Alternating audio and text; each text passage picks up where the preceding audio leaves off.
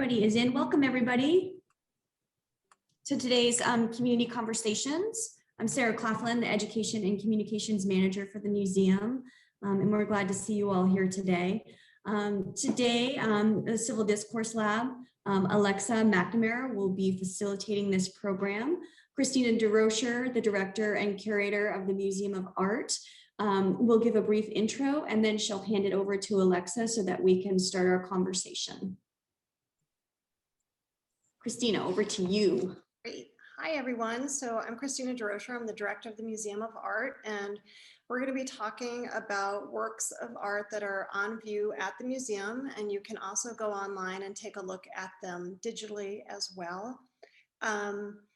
Many of the images are going to be drawn from the show called Nobody Somebody, and that exhibition is developed around 4 broad social justice themes that are designed to connect with some of the topics that are addressed in undergraduate and graduate courses that are taught in the College of Liberal Arts.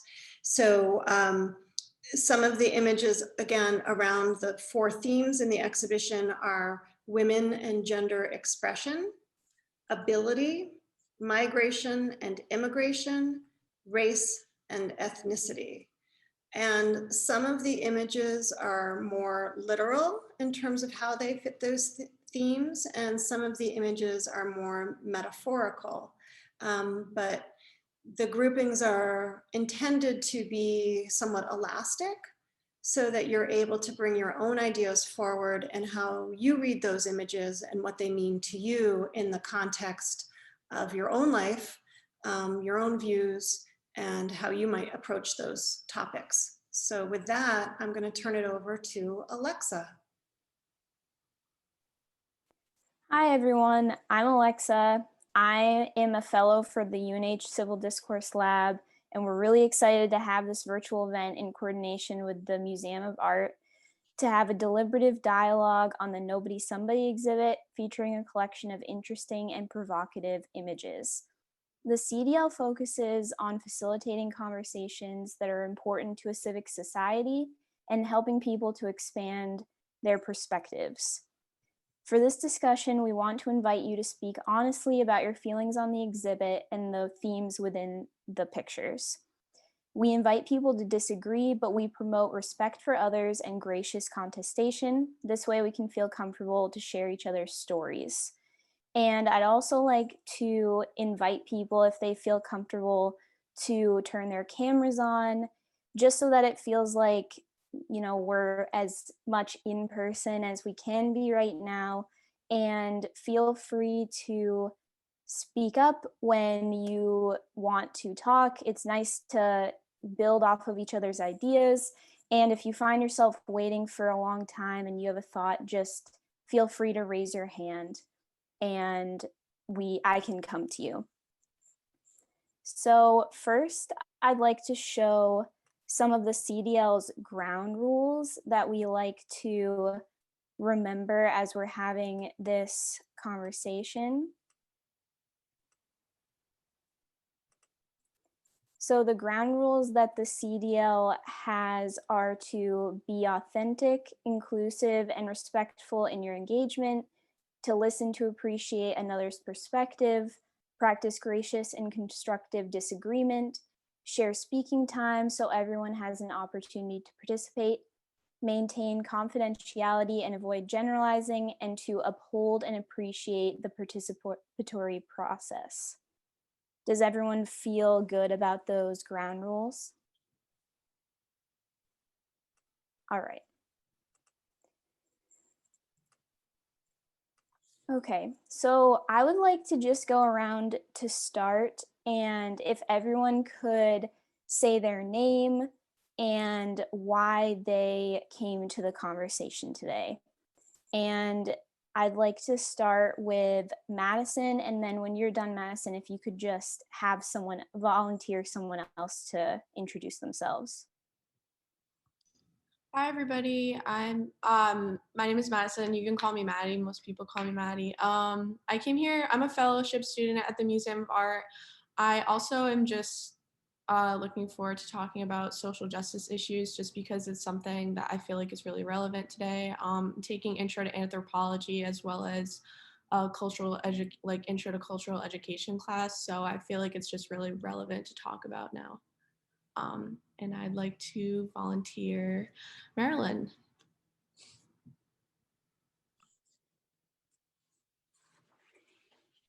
Unmute. Hello, everyone. Nice to be here. I'm on the advisory board of the museum.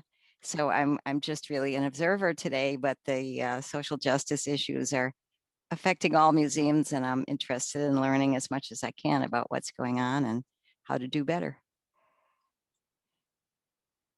Oh, I guess I should call on Alexa. Oh, well, you're already, yeah. Yeah, that's okay. If Jane, you want to go next, that'd be great. Hi, my name's Jane Niles. I get your email or your notifications of meetings, and I live in Portsmouth, and I'm not sure I feel like maybe I'm participating and maybe shouldn't be. That's in this meeting. So I can leave. I guess I thought it was something different. Jane, that's okay. We welcome everybody. Everybody is included, staff, students, friends, you know, and the community into this conversation. And I think, you know, anybody who can bring something to the table is welcome. Even as Marilyn said, she's here as a board of advisor, as an observer, but we're interested in what all points of view and from all areas of New Hampshire and beyond. Right. So if you don't mind, I will be an observer as well, and I'm going to mute myself. But thank you all for doing this. I'm very impressed, and yeah, what a lovely group. Thank you.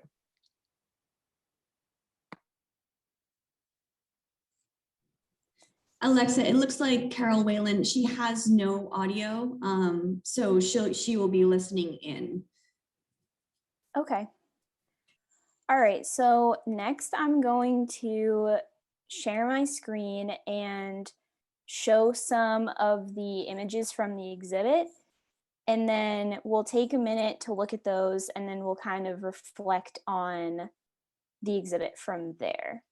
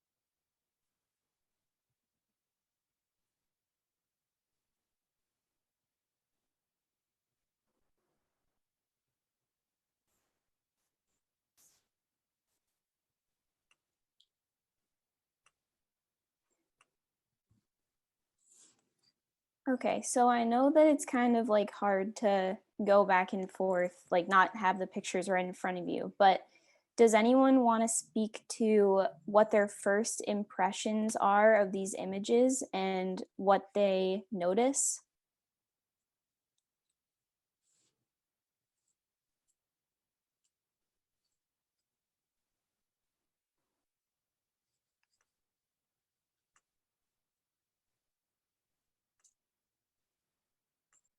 Any like thematic connections, just like any initial thoughts on the pictures? I appreciate the juxtaposition between the woman in the hot pink like silk dress with the little dog, and how it's just like that obviously has to do with, I mean, not obviously, but my would guess it has to do with like the theme of women and gender identity, in opposition to the hot dog cart that like exploded and it's really dirty and grimy like on the streets. So I just thought that those two images, like a couple slides away from each other, were like a really interesting comparison. Yeah. Yeah, do you want to talk more about like kind of the different emotions between those two, that juxtaposition? Yeah, the woman with the dress, it just kind of seems like Lux, like she's like in the back of a limo. The anglization is really interesting. It just seems like a more like happy, um, like womanly photograph. And then the other one with the hot dog cart exploding, it's just straight on, no angles, like a bunch of hot dogs on the floor. There's grease all over the place. There's like some guy trying to sweep it up. It's like not luxe at all. It's like grimy. I'm not sure what social justice theme that photograph is following. So I just thought it was like an interesting comparison between the two. Yeah. Are there any other first impressions of the images or anything that is really noticeable? Alexa, Carol is actually using the chat. Anybody can use the chat, and I can relay that message if you feel more comfortable doing that. But Carol says they all seem lonely.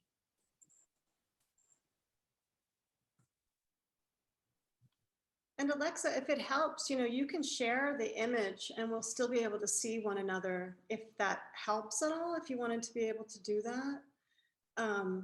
But I would say that the Kenji Nakashima photo of the exploded hot dog cart, one of the smaller sub-themes within the exhibition is the idea of class and labor. And so thinking about work, somebody who's, that's their livelihood. I would imagine that they had like a hot dog push cart that exploded, and what it would mean. And again, I think you'd have to, yeah, there's Serena Williams. And then, then the next one down is the worker who has to clean up the passerbys. And so I was thinking about it in the, just so you're aware, I was thinking about it in the context of kind of labor, and particularly now with who are those essential workers on the front line that we rely on for our daily activities. And I think it was Carol who said they all seem rather lonely. And so as the director and curator for the museum, I'm responsible primarily for making the selection, although I worked with my colleagues on the show. And I think for the past few years now, my colleagues have been saying to me, Christina, everything you select is really dark. And I don't know if that's true. I don't know. But you could certainly say that there are some images that are, that have that somber feeling to them. So maybe it's me projecting onto what I select for the exhibition. It could be part of that.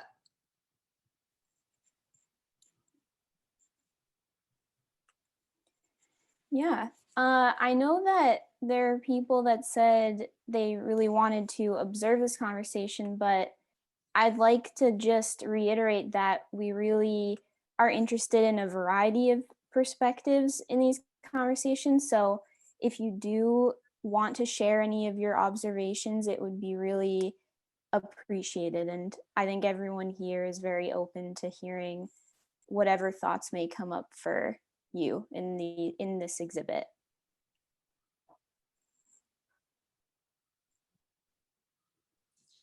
I do agree with Carol. I feel like these images are very,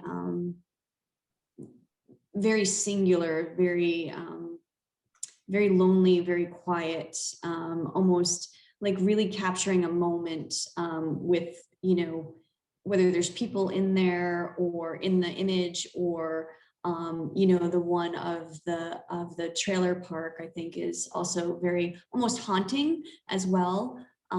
I talked about it with a class for over an hour, and that's the image below the hot dog image. Alexa, if you could select that one.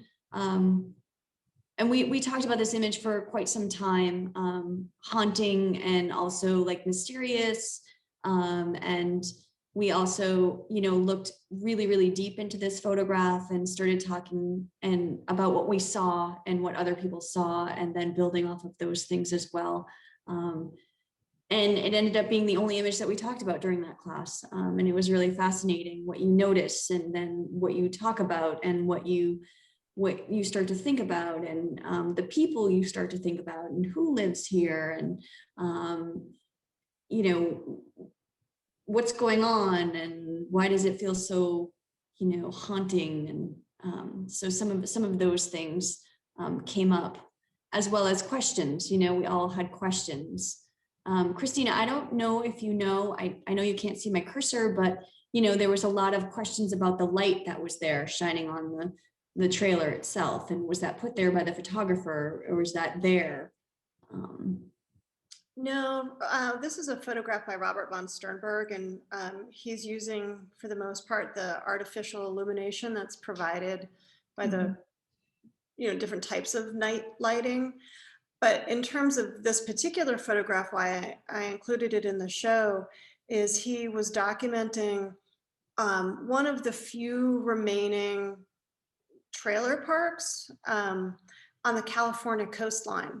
So this is a sort of an enclave of, I think it might be billed as low-income housing. I'm not entirely sure of that, but an enclave of trailers that are still within walking distance of the ocean. They're a very proud community, but you know, many communities have now banned they now have zoning laws that would impact any kind of trailer park that would be developed nowadays. So I think that again is if you can get beyond the actual photograph, to just thinking about the inhabitants, where they might be, and why they've chosen, or what kind of housing is available to them. I have a question about the picture.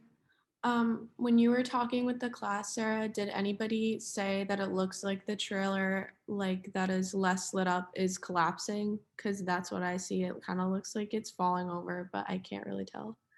To the right of the right of the car.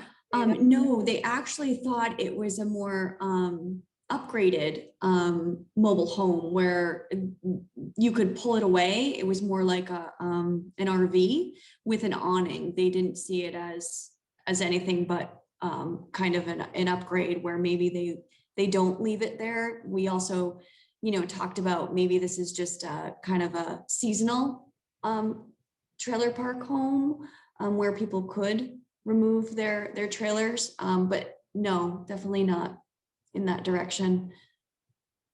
We also talked about the connotations of living in a trailer park, you know, as far as class goes, people and class and race, which was very interesting.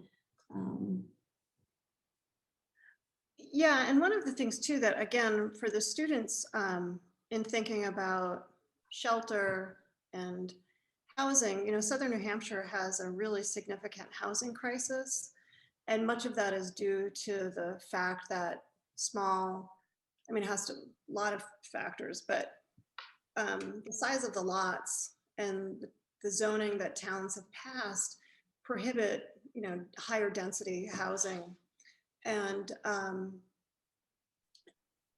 in any event, the mobile home industry as sort of a nationwide industry, because the people who live in mobile homes own the home, but they don't own the land. And so they pay rent on the land, and many of these mobile home parks are being bought up by venture capitalists.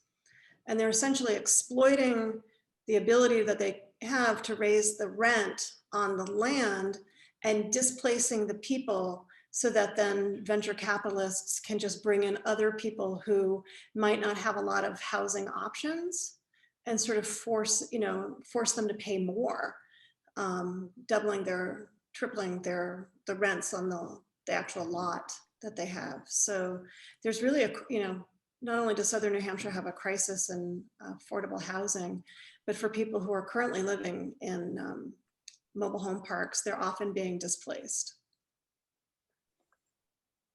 Jane also added in the chat that the home looks well kept and must have a garden nearby because of noticing the hose, which is a really interesting story for this image. And I'm wondering if anyone else has sort of an idea of what the story would be behind this image, or another image if you'd like to pick out a different one.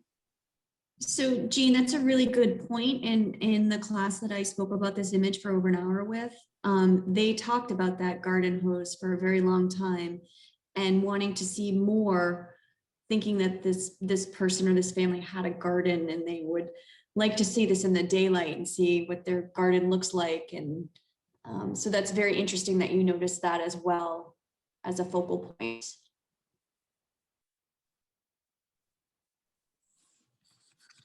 However, now that Christina mentioned that it's by the ocean, now that could very well be just a hose to use before you go back into the trailer to wash off. But still, it's some kind of function of, to me, cleanliness, or keeping things tidy, or growth. So, and then of course right next to it looks like a pretty nice car.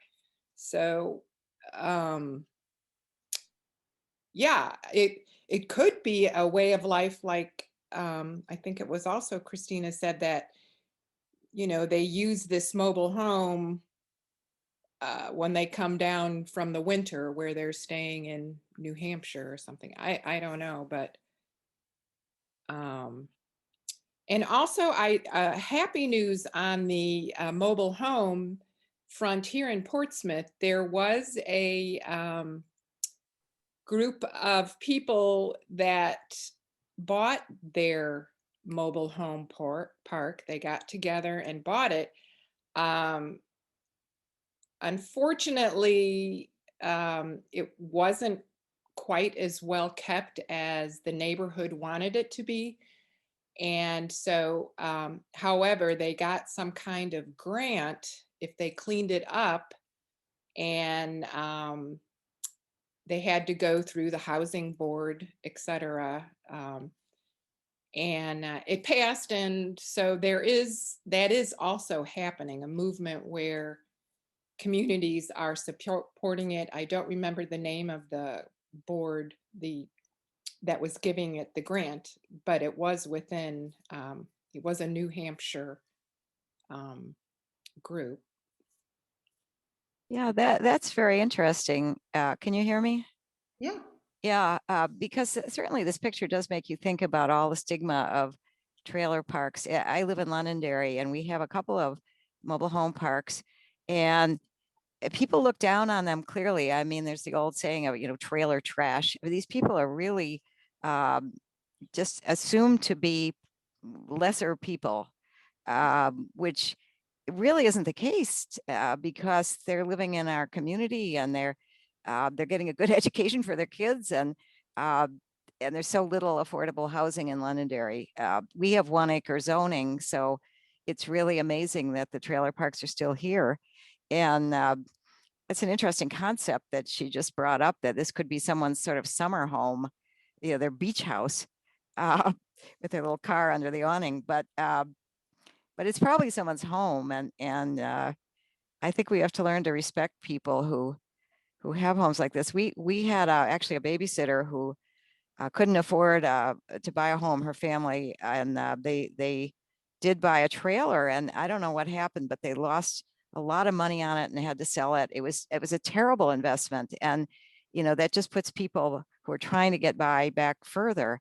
And also, she mentioned that I think it was either the New Hampshire Charitable Foundation or the Loan Fund in New Hampshire has funded, I think, some opportunities for people to buy the land under their trailer parks so that they're not, you know, kind of threatened of losing their homes all the time for the pressures on the market. Anyway, it's amazing how many thoughts you can get looking at this one kind of nighttime photograph of one trailer home. Very interesting. Marilyn and Jane, what you've said, it's so interesting too, because I think about how gentrified the whole ideas of like tiny houses, you know, like that whole movement, like build a tiny house and it's mobile and you can put it on the back of a trailer. I'm like, yes, and there are things called mobile homes, but they, you know, there's this distinction, right, between what's acceptable and what we consider to be, or we look down on. Like, it's okay to build a tiny house, and guess what? You can park it in your neighbors or your friends or family members' backyard, but nobody would seem to want to have a trailer in their backyard, right? That's what the people Yeah. are Yeah. opposed to. Yeah, very interesting. Yeah, one is very chic and one is looked down on. Right, exactly.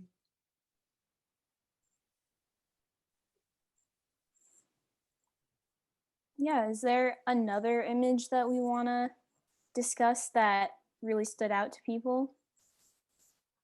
I just wanted to add that I lived in York this summer and I used to drive by this. It wasn't per se like a trailer park, but it was definitely like a large area of mobile homes and stuff.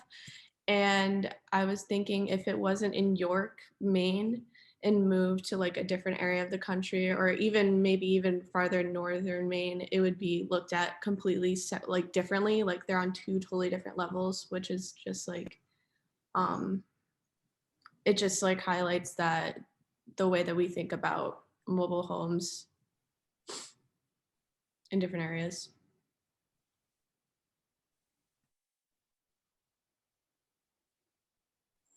Madeline, I totally agree with that, because there are places out west in Arizona. I knew a photographer who would go out to Arizona and specifically photograph the trailer parks and mobile home parks, and they were beautiful. Their yards were beautiful. The area, the community was beautiful. And it was just interesting to see that from a different point of view, a different part of the country seemed more acceptable there. You know, I have to be honest, half of my family, my grandparents lived in a mobile home, you know, and I never saw anything wrong with it. It was just where they lived. And so it's really interesting about that stigmatism and those things that people think of you if you live in a home like that. Sarah, that is so funny that you bring up Arizona, because it was coming through my mind, but my mom lived in Sierra Vista, and she lived in a house, but the mobile home park would have like a fish fry or something with a band that she would always talk about going to and how wonderful it was. So you're right, there's a stigma with mobile home parks. And then I'm hearing, I think it's changing, and maybe it's this little house project, because actually I have a friend who built one and her daughter's living in it. This is in Kittery, but they do use it to travel around with, and it's adorable. It is on a trailer and it's a little, so maybe things are changing. I do think our youth is helping to move a lot of things that, you know, my boomer generation, you know, made a very strict, hard black and white line, and you guys have grazed it. And so I'm very happy and proud of you guys.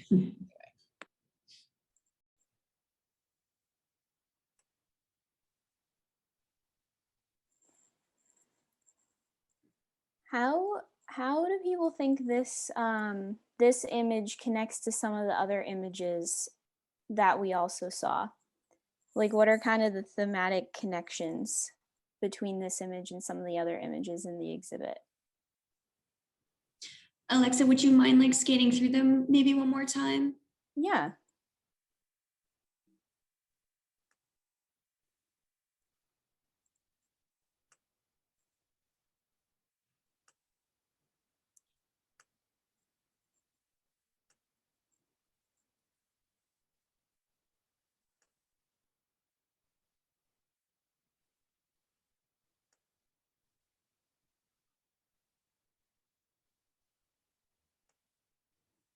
Yeah, and if you see one that you want to talk about, just tell me to stop scanning and we can land on that one.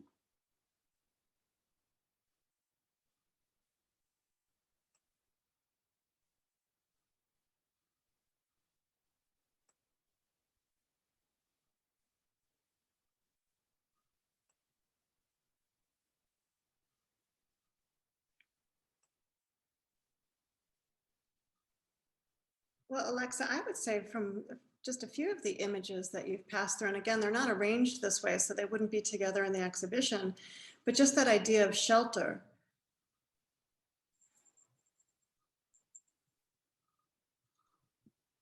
I was noticing too, some of the houses or some of the buildings, like in this one that is in the background, or when you see the refugees fleeing or in the refugee camp. That one kind of, yeah, that shelter. And then the one with the man or with the people experiencing homelessness in the boxes. Yeah, in front of, I'm not sure what that building is, but it seemed, my guess is it's a very tall, high-rise, luxurious space in a big city. And then you have people, you know, in boxes, you have people in refugee camps, you have even for me, the immigrants fleeing under the bridge, kind of seeking shelter somewhere else. You get the sense that they're on the move.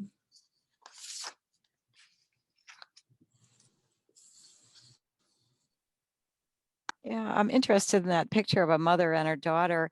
Looks like coming out from under a bridge. I'm curious what was the situation of that? Are they just taking a walk, or are they people that live under the bridges in Manchester? I mean, they're actually very cute, well-dressed people. So what is that? So Marilyn, that is a photo and it's called crossing into the United States. So crossing into America from Mexico, Laredo, Texas. So to me, it reads as you know, a child with a relative. We don't know if it's her mother, grandmother, aunt, who's being brought into the United States.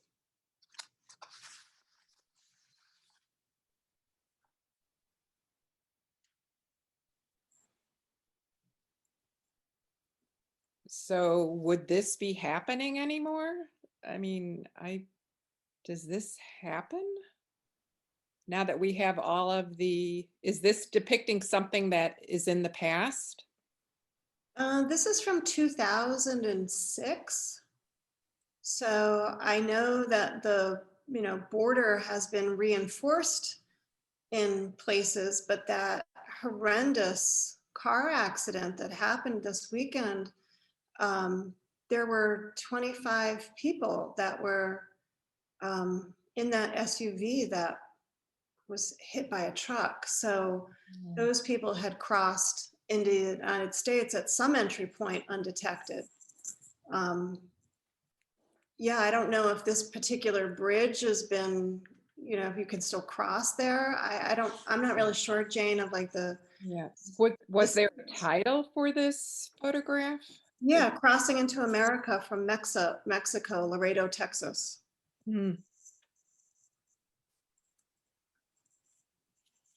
But you wonder, they're being photographed. Does that mean they're being caught? I mean, somebody's observing them, and I wouldn't think they'd want that. It's not photographed by a border official, right? It's an art photographer. Yeah, it's a photojournalist. They're obviously coming with nothing. They're carrying nothing. Nothing, Marilyn.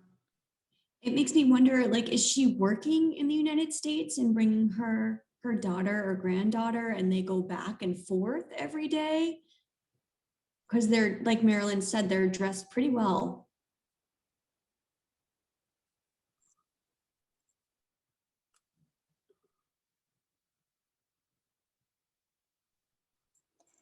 Carol says in the chat that with the exception of the couple together in the park, every image seems to have a theme of separateness as opposed to community. Does anyone else want to add to sort of the emotions that this picture brings up?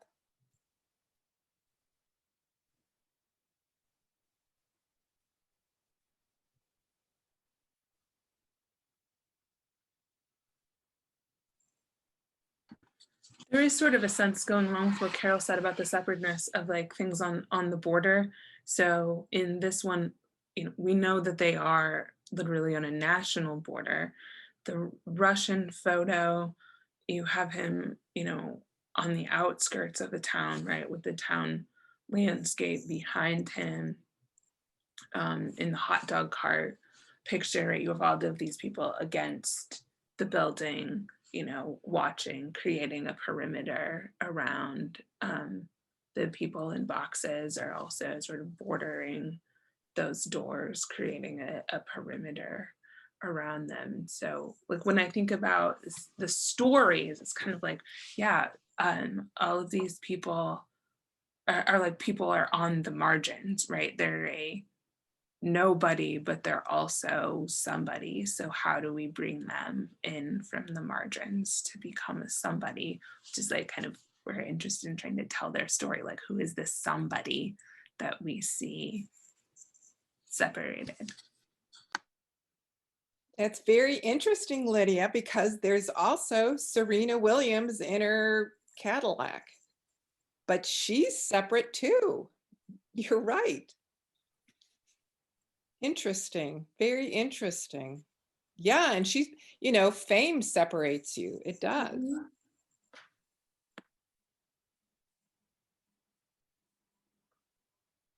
I don't know if this was intentional either, but the Serena in the pink dress versus the photo before of the refugee in the pink dress was just something that I had picked up on, of it, the contrast of, you know, posing in your limo versus posing in the midst of a lot of chaos behind you. And I should say too that Alexa selected these photographs from the exhibition. So there's 40 photographs in the exhibition. But now I'm sort of feeling bad. Like there's this feeling of separation and people feeling, you know, seeming boxed in. And that wasn't my intention with the exhibition at all, but really for people to, you know, see and understand the hardships that other people might be experiencing, particularly during this period of time when we are so isolated and we've been cut off from one another, to see what other people have experienced at different times, that they get through it and that we'll be able to come together, but also to recognize and empathize with the plights of other people. So, but yeah, now I sort of, now it's making me feel sort of bad. I don't think you should feel bad at all, because actually, because we do not have the titles of these photographs, so we're totally, you know, that helps direct our mental focus, are the titles from the photographer, if they title them. And so, yeah, and if you put some wording around or something about us coming together, it probably would bring different things to mind, like this little girl knows no different than this little camp. We look at it as tragic, but she's like, well, she doesn't have a happy smile. I mean, she's not playing, but it's not tragic if you put some different words with it. Or, I mean, what these people have done is they've taken, no home and made a home for themselves with the little that they have. And, they're even hanging laundry. I mean, so I've gone on, but I think, Alexa, you've done very well in your compiling these pictures and asking what we think of them, because yeah, it can go many ways. Jane, I think it's really interesting that you point out, this little girl lives in this refugee camp. She probably may not know any other way of life. And I think it talks about, the resilience of, obviously, of human beings and, what they do to survive. I also feel like, it's definitely not the ideal situation for this family or for the families around them, but somehow there is a community of people, they are not alone in this situation. They've all decided to camp with one another, and I'm hopeful that, they're sharing resources or, trying to come together and build their community to maybe what it was. And also with the woman crossing the border with her daughter or granddaughter, perhaps in my interpretation, they're going, the mom's going to work and taking her daughter, and then they go back home to Mexico where they have a community of people. So I think it's just interesting. And I do think that Alexa did choose works very well to put together for us to talk about.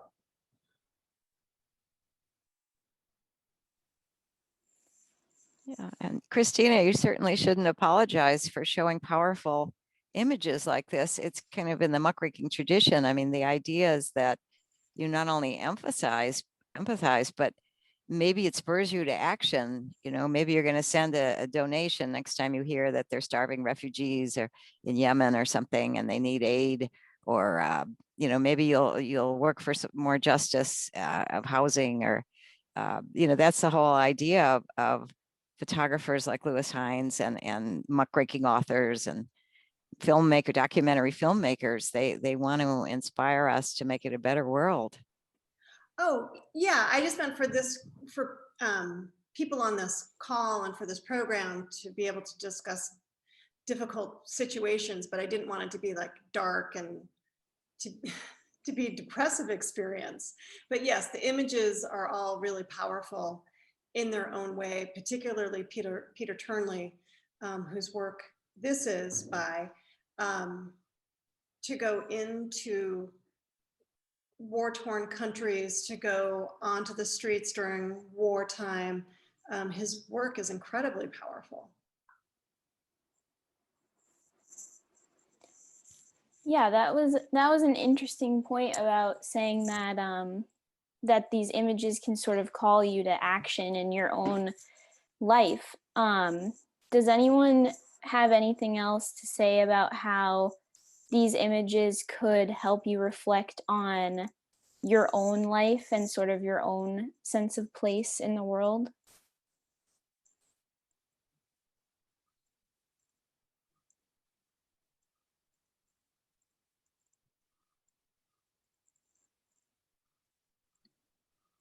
I guess thinking about that idea of sense of place, these images help me to traverse a range of places and spaces that I don't otherwise inhabit, but see the human experience transpiring within.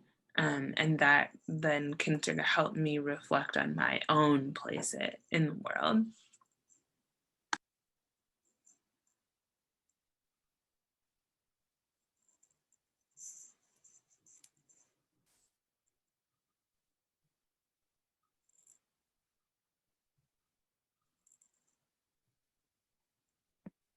I think the photograph of the two people, I can't tell.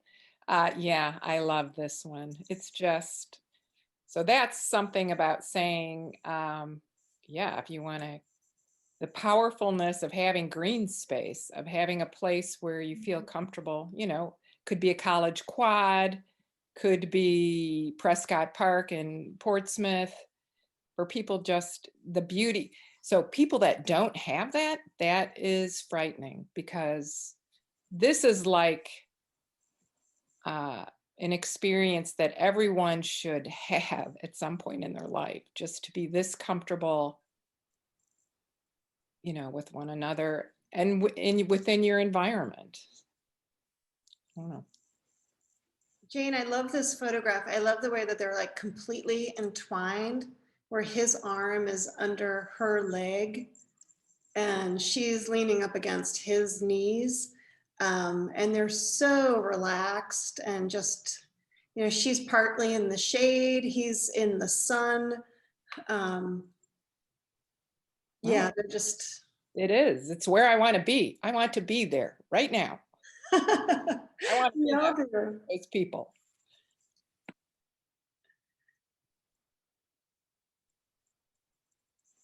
Well, on the other hand, it's a mixed race couple, and I think, Yeah. and I don't know, I was just reading some book review about somebody's life where people were shot and lynched, you know, for being with someone of another race.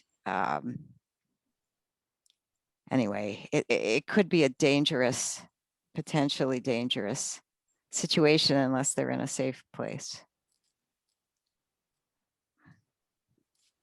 Yeah, what is the title for this picture and when was it taken? Because you're right, could mean something completely different. Yeah, so this was taken in the 70s. And it's by the photographer Todd Papageorge Jane, who is a Portsmouth native and a UNH grad.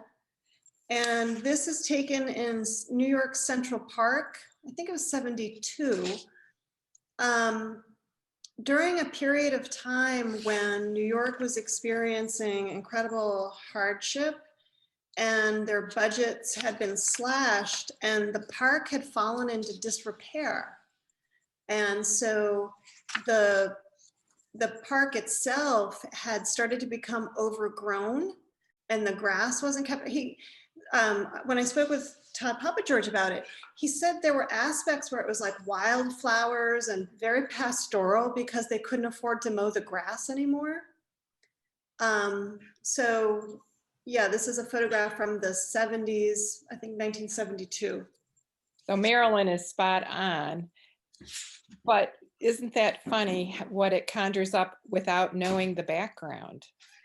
I mean, that's why I'm saying photography, because they're dressed like today. Yeah. It's a timeless photo, but that's almost a problem, because I think Marilyn is spot on about that. The photographer probably meant a little that danger was lurking or something. Well, I think that, you know, the park certainly could be a dangerous place, but it also wasn't visited as much because it did have that element of danger. But when I spoke to him about this piece, it's also part of a series that he compiled called Passing Through Eden, taken from the Bible, the way that Genesis is laid out. And so he was really thinking about the sort of the biblical sense, rise and fall of mankind. And he saw Central Park as kind of this Eden, bucolic place. But in his mind, it was just really filled, he just felt love. He really felt like this sensuality with this particular photograph and with others in that series. But just this warmth and love for the people who were inhabiting the park at that time. Well, I still love it. Yeah, I feel it. I feel it. This isn't something he set up and laid the shoes there and all that. That he just took a picture of what was there. I think it's a beautiful light effect. We're really not talking about the aesthetics in these photos, but many of them are really beautiful. The light spots in the background in this picture, the dark and light, and then the grassy texture in the foreground. It's really a very beautiful photograph in itself. I just want to add, I also talked about this piece of work in a class as well. And the students we just talked about what we saw, and the students described what they saw, and they never noticed that they were an interracial couple. That never was mentioned. They talked about, the warmth of the sun, and, kind of reflected, oh, I want to be there, just like Jane said, and talked about the way the couple was laying with each other. They noticed that she kind of had a little bit of a belly, maybe she was with child, but they also felt those same exact things that you guys were reflecting on. But the interracial couple never spoke about that. I think the younger generation, they're used to being around diverse people, maybe not so much in New Hampshire, but others. And it reminds me of an anecdote where I was in a group of kind of older suburban women, and it was a case of they had a Black candidate for a position, and some of these women were saying things like, oh, I guess I could get along with her, but I know other people that wouldn't, and these kind of code words. And one of the other spoke up and said, well, my daughter doesn't even know the difference. When they have a party, she'll say, oh, that's Jim, he's the tall one, and he happens to be Black or Asian or something. She said they don't even notice anymore, which is maybe a good sign, but New Hampshire is certainly not at that state yet. It's just so white here. But in New York City, I guess this would be seen as more normal. I mean, in Londonderry, I think we have 2 or 3 Black families, and so people really feel like they stand out. They do stand out. But New Hampshire is getting inundated with a lot of people from all over. I mean, I'm originally from Illinois, but but my daughter went to school in Boston, and so I mean, and I don't know what the makeup is at UNH, but I'm hoping it's more diverse. I don't know.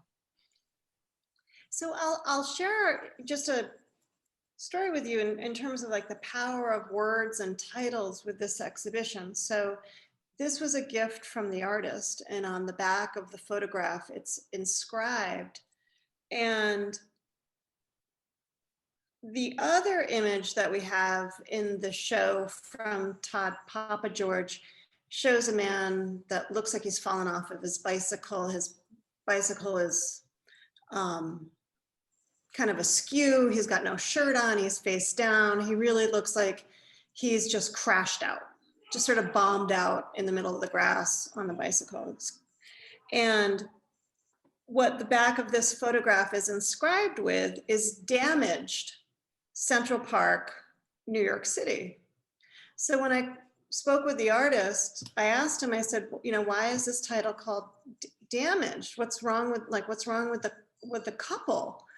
Are they on drugs? Is there alcohol involved? And he's like, damaged.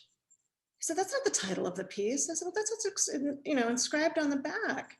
He said, I don't know what that's from. He said, it's all about love. But when I was looking at it, I was asking him well, what's wrong with this couple? And that's just sort of the power of suggestion when it comes to titles. It can completely color your thinking about a work of art. So you're proposing not doing this without the titles is actually more thought-provoking, certainly. Yeah. Yeah, because we don't have the artists to guide us on how we interpret the work. Yeah, that is a very interesting thing that happens when you don't have something to more guide your assumptions about a work of art.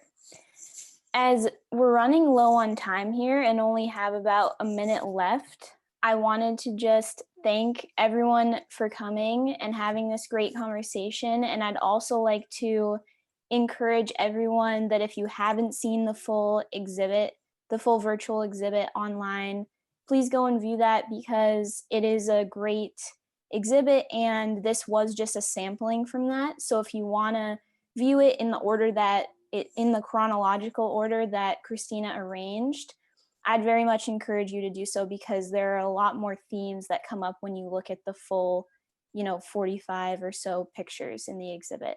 But yeah, thank you, everyone. Thank you. This is fascinating. I love looking at art and, people talking about it. It's always really, you walk away high. And I also wanted to say too, Alexa, that because more people are becoming vaccinated, I think that Sarah is in conversation with administrators on campus about what that might mean for in-person visitation in a week or 2 weeks. So, for those of you that are on the call, keep an eye out for museums from home that might have more current information if conditions change. I'm happy to talk to anybody via email. I just put my email in the chat if you are interested in coming to campus. Christina is correct. I am meeting with somebody tomorrow to talk about what that looks like for off-campus visitors. So I will have more information. I will update the website, but you can always reach out to me and we can have a private email conversation back and forth to set you up with that. And I'm also putting in the chat the link to the exhibition online. There's more information there as well. And it's a really wonderful exhibition. So I do hope that everybody has an opportunity to see it online, or more importantly, in person. And Christina always does a wonderful job curating the shows and bringing us powerful images for us to think deeper and look a little bit more into. So I hope you all enjoyed today, and stay tuned for more programs from the museum. And Sarah, you have some coming up, right? You've got, can people sign up for 321 individually or as Yes, they sure can. I'm having an ongoing program on Tuesdays from 12 to 12:30. It's about slower looking and how we can kind of do some self-care for ourselves. And we're using images from both shows, Nobody Somebody and the Daniel Loomis Valenza show upstairs. And so I can put this all in an email for a follow-up so that you all can have that and join us then too. So thank you all very much. Thanks, Alexa. Thank you. Thanks, Alexa. Bye. Nice to meet you, Jane. Nice to have you here, Carol. Good to see you, Marilyn. Nice talking with everybody. Thanks, Alexa. Great job. Bye, Alexa. Bye, Lydia. Bye. Thank you.